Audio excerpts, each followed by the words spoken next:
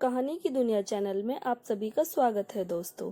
रेनू की शादी को 5 साल हो चुके थे। उसके पति कम बोलते थे लेकिन बड़े ही समझदार और सादगी से भरपूर इंसान थे।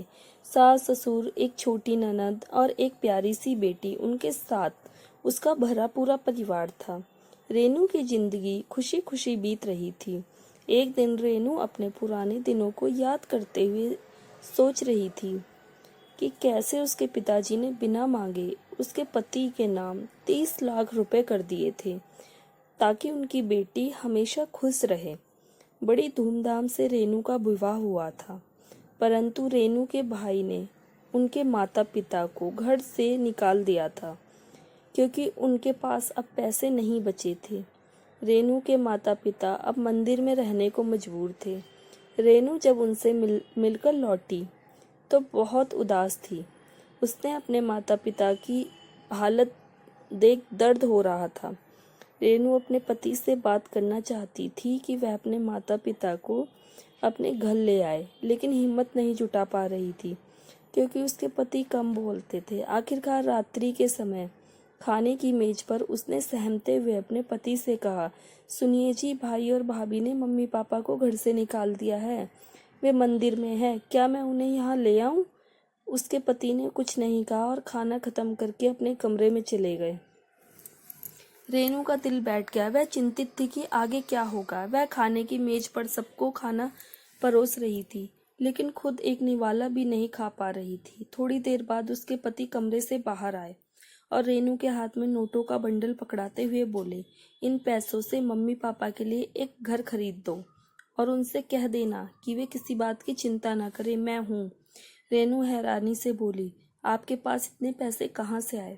उसके पति ने कहा, ये वही पैसे हैं जो तुम्हारे पापा ने हमें दिए थे। मैंने इन्हें कभी अपने लिए इस्तेमाल ही नहीं किया क्योंकि मुझे लगा ये पैसे किसी खास दिन के लिए दिए गए हैं। शायद तुम्हारे पापा को पहले से ही इस दिन का एहसास था। रेनू के सास ससुर ने गर्व की नज़रों से अपने बेटे की ओर देखा। उसकी माँ ने कहा, बेटा तुम बहुत सही सोचा। यदि रेनू के माता पिता यहाँ आ जाते तो उन्हें असहज महसूस होता। तुमने उनके लिए एक अलग घर का प्रबंध करके अच्छा किया। फिर उसके पति ने रेनू से कहा, अगर और पैसों की जरूरत हो तो तुम मुझसे कहना, लेकिन अपने माता पिता से ये मत कहना कि पैसे कहाँ से आए हैं। उन्हें लगेगा कि वे हमारी वजह से बोझ बन गए हैं, जो उनके लिए सही नहीं होगा। रेनू के पति कमरे में सोने चले गए और रेनू अपने आप से मन ही मन शर्मिंदगी महसूस करने लगी कि उसने अपने पति के बारे में क्या सोचा था। वह जाकर अपने पति से माफ़ी मांगने लगी और सब कुछ बता दिया। उसके पति ने मुस्कुराते हुए कहा, कोई बात नहीं, तुम्हारी जगह मैं होता तो शायद यही सोचता। रेनू की खुशी का ठिकाना ना रहा। उसने खुश होकर अपने पति से पूछा, क्या मैं आपको गले लगा सकती हूँ?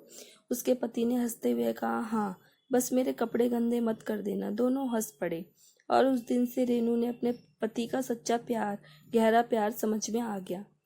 दोस्तों, आपको कहानी कैसी लगी कृपया कर कमेंट में ज़रूर बताएं। अगर वीडियो अच्छी लगी तो लाइक करें, कमेंट करें, ज़्यादा से ज़्यादा शेयर करें, सब्सक्राइब करें। धन्यवाद।